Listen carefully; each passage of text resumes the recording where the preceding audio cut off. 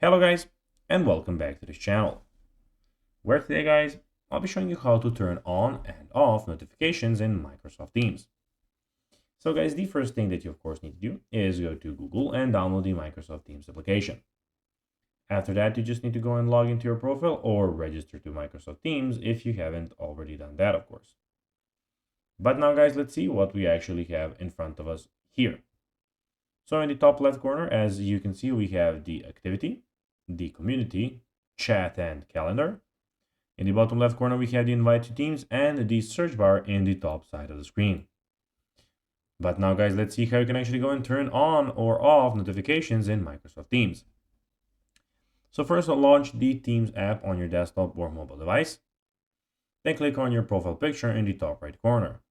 And then select Settings from the drop-down menu. In the Settings menu, click on Notifications. So basically, when the menu drops down, click on Settings and go to, of course, Notifications.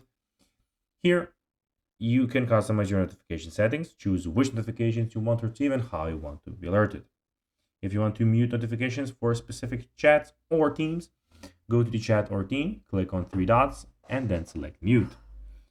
On mobile, you can set quiet hours to temporarily disable notifications. Go to settings, notifications during quiet time, and set your preference hours. Of course, make sure to save your settings and apply the changes. So guys, that will be everything for this video. I hope that you found this video informative and entertaining, guys. If you did, don't forget to like this video, share it, subscribe to the channel, and put the notifications on, as guys, this really helps us grow our channel. That will be everything. Bye guys.